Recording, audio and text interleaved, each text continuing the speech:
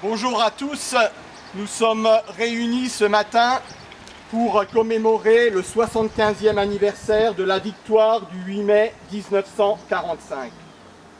Je ne sais pas si vous vous souvenez, il y a un an, nous étions très nombreux autour de cette place et il pleuvait des cordes.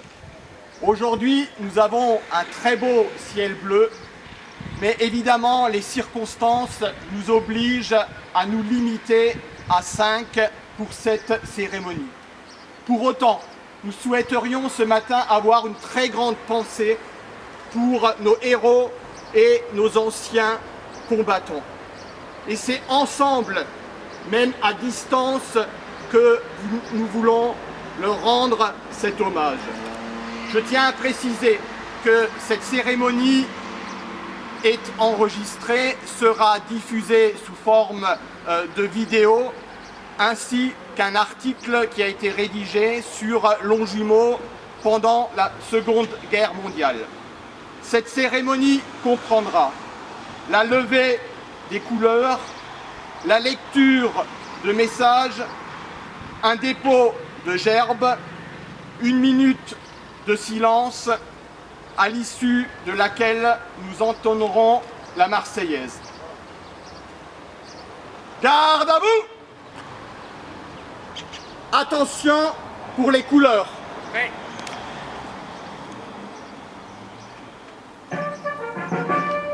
Envoyez.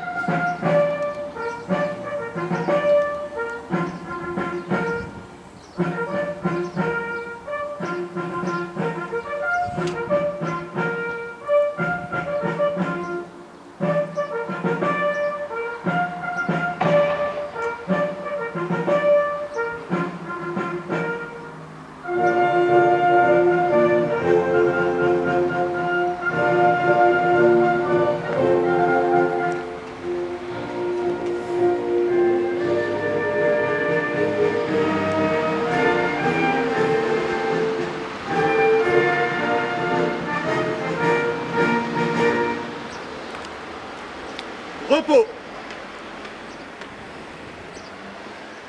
Garde à vous. Lecture de messages. Je tiens à préciser qu'il y a 2 messages qui seront lus. Le premier message est un message qui a été enregistré et qui sera diffusé dans la vidéo. C'est le message de l'Union fédérale des anciens combattants. Message qui a été lu, qui sera lu par plusieurs jeunes élus du conseil municipal des enfants. La France célèbre aujourd'hui le 75e anniversaire de la victoire du 8 mai 1945 qui mettait fin sur notre continent à la Seconde Guerre mondiale. Le 8 mai 1945, l'Allemagne hitlérienne capitulait sans condition. C'était la victoire totale, mais aussi l'un des tristes bilans et des terribles statistiques. Près de 50 millions de victimes militaires et civiles. 10 millions avaient péri dans les camps d'extermination et de concentration, dont l'horreur en était révélée au monde. Le 8 mai 1945, à Berlin, le commandant en chef de la première armée française, le général d'armée Jean Delattre de Tassigny, représentant la France, signé avec les représentants des pays alliés, Angleterre, États-Unis, Union soviétique, l'acte solennel de reddition inconditionnelle de l'armée allemande hitlérienne. Pour le général Jean Delattre de Tassigny, cette victoire du 8 mai 1945 marquait pour la France le terme de ses souffrances, le retour de son prestige, le triomphe de son idéal. Occupée, meurtrie, pillée, la France avait vu les meilleurs de ses fils emprisonnés, torturés et abattus. La victoire dissipait son cauchemar par l'héroïsme de son armée victorieuse aux côtés de ses alliés.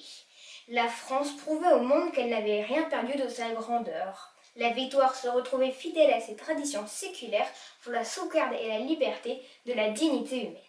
C'est également le triomphe de la résistance et des forces françaises, libres avec la 2e division, blindée du général Philippe Leclerc.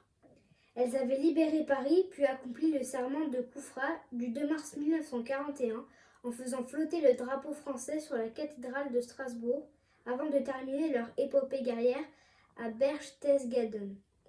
En ce 75e anniversaire, honorons la mémoire de tous nos morts, soldats, aviateurs, marins, résistants, déportés, fusillés, massacrés, prisonniers, pour leur courage, leur esprit de sacrifice, leur sens du devoir et leur engagement.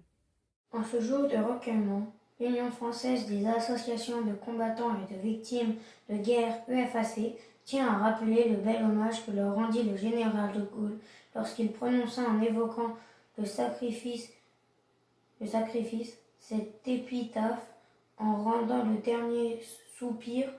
Vous avez dit « Vive la France ».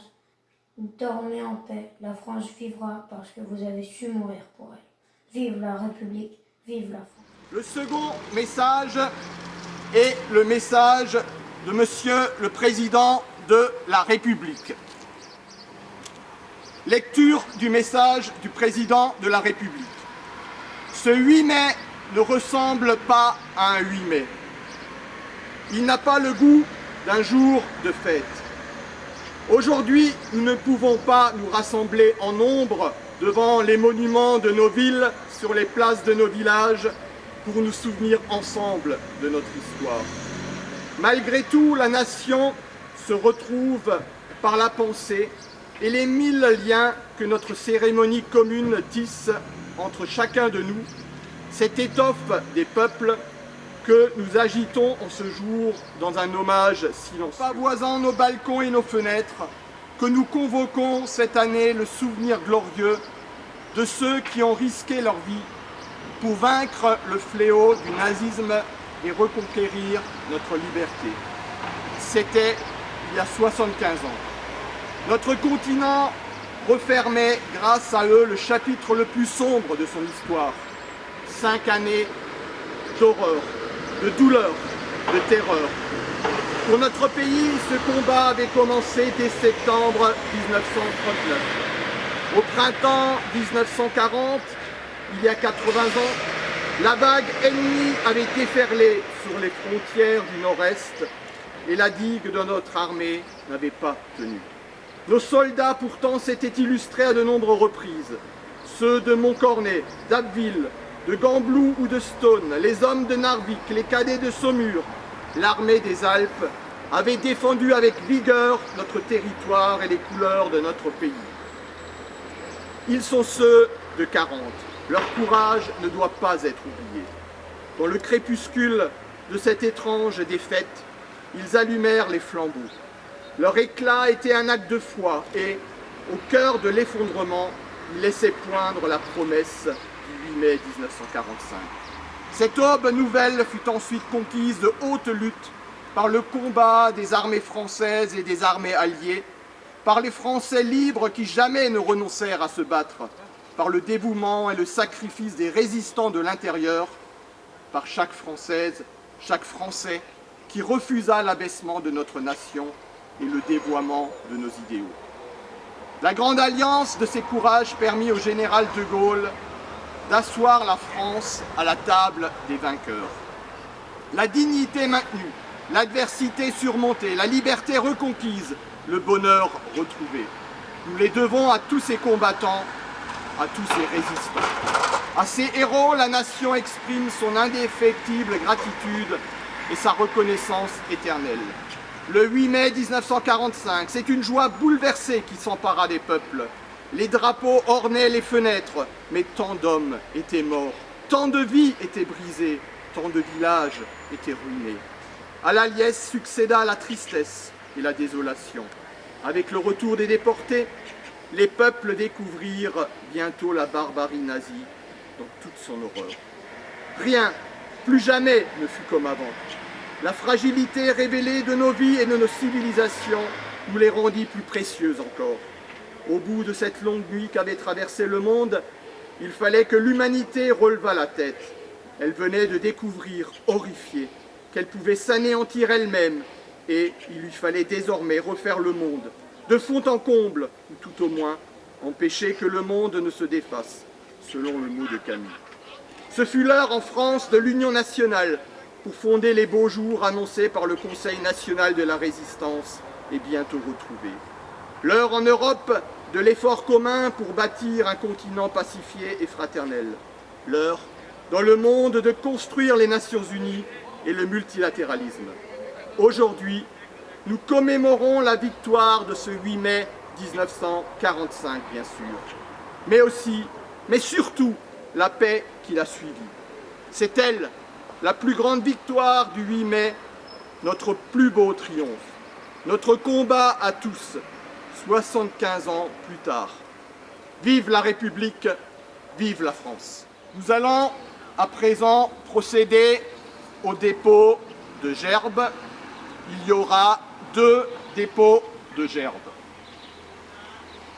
Garde à vous! Premier dépôt de gerbe, dépôt de la gerbe de Madame Marie-Pierre Rixin, députée de la 4e circonscription de l'Essonne.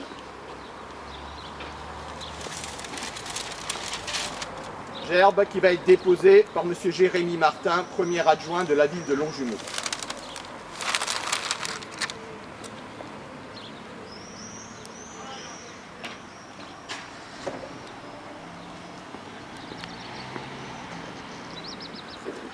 Second dépôt de gerbe, le dépôt de la gerbe du conseil municipal et du conseil départemental par Madame Sandrine Gélot, maire de Longjumeau.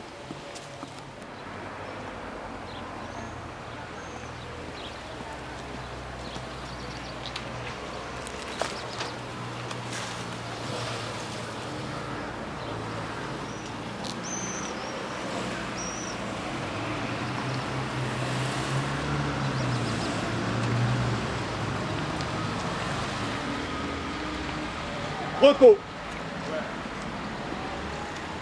Nous allons à présent observer quelques instants de recueillement. Garde à vous!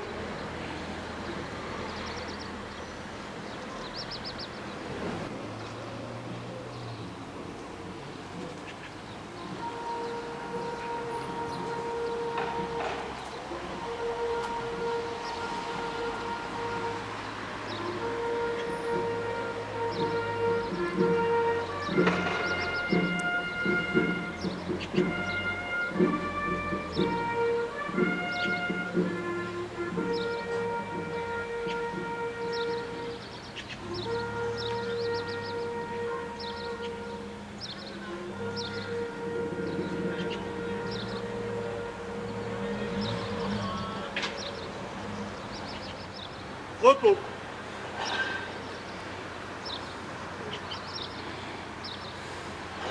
Garde à vous. Les autorités civiles et militaires saluent le porte-drapeau.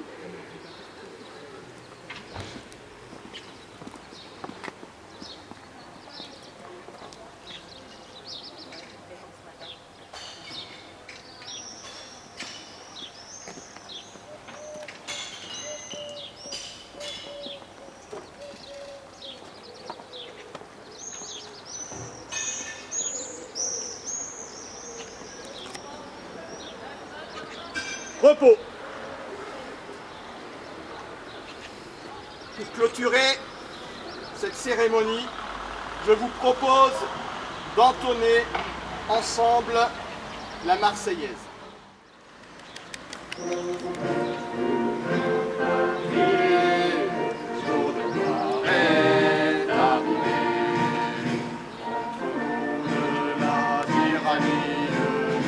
L'étendard semblant élevé, l'étendard semblant élevé.